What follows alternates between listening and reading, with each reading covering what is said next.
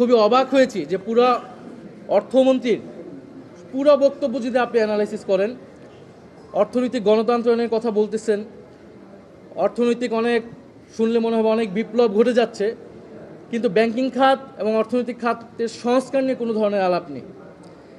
ঋণ খেলাপিদের বিরুদ্ধে কী ব্যবস্থা নিবে, লুটেরা গোষ্ঠীদের বিরুদ্ধে সরকার কী ব্যবস্থা নিবে, পাচারকৃত অর্থ সরকার কোন প্রক্রিয়ায় ফেরত আনবে, এইটা ছিল সরকার কিভাবে আয় বৃদ্ধি করতে পারে বা দেশের অর্থ কিভাবে বাড়ানো যেতে পারে, সেটা নিয়ে কিন্তু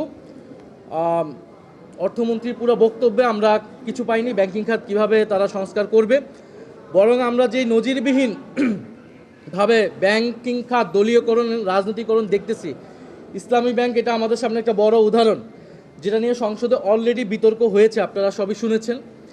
এবং অর্থমন্ত্রী কিন্তু, মাননীয় অর্থমন্ত্রী নির্বাচনী ইশতেহারে তাদের ছিল, বিএনপি নির্বাচনী ইশতেহারে, যে তারা আর্থিক খাতে কোনো রাজনৈতিক নিয়োগ দিবে না, রাজনৈতিক বিবেচনা করবে না। বাংলাদেশ ব্যাংকেই আমরা সর্বপ্রথম বিতর্কিত সমালোচিত নিয়োগ দেখেছি, দলীয় নিয়োগ দেখেছি।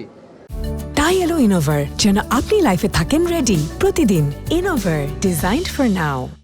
ইসলামী ব্যাংকে এখন আবারও এস আলমের হাতে তুলে দেওয়ার একটা প্রক্রিয়া চলমান রয়েছে। তার মানে ব্যাংকিং খাতের যেই নৈরাজ্যটা ছিল এবং আমানতকারীদের, গ্রাহকদের যে অনাস্থা, সে অনাস্থা কিন্তু নতুন করে আবার শুরু হয়েছে। সবাই তাকিয়েছিল সরকারের দিকে যে একটা আস্থার জায়গা তৈরি হবে, কিন্তু সেটা কিন্তু হয়নি। ইসলামী ব্যাংকের উপর যে অনাস্থা, আমানতকারীদের যদি অনাস্থা তৈরি হয়, এটা কিন্তু পুরো ব্যাংকিং খাতে এই নৈরাজ্যতা তৈরি হবে এবং এটা হচ্ছে।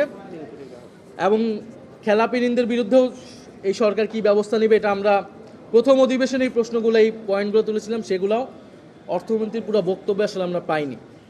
তো সামগ্রিকভাবে এই বাজেট নিয়ে আমরা খুব বেশি আশাবাদী হতে পারছি না। এবং দেশি ঋণ বাড়বে, মুদ্রাস্ফীতি বাড়বে, এবং এই বাজেট বক্তব্য আপনার শুনলে অনেক সুন্দর মনে হবে, কিন্তু এটা আসলে দেশের অর্থনীতির কোনো মৌল পরিবর্তন করতে পারবে না। এবং অর্থনৈতিক সংস্কার রাজনৈতিক সংস্কার থেকে বিচ্ছিন্ন না।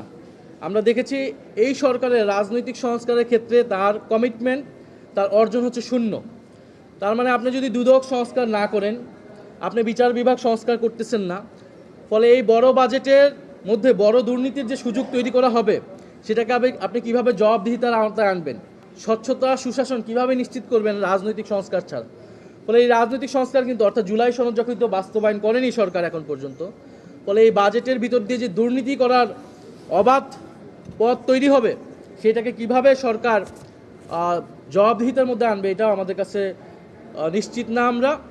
ফলে এটা অনেকটা চানাচুরের মতো, খেতে ভালো লাগবে, দেখতে সুন্দর, কিন্তু এটার কোনো পুষ্টিগুণ নাই।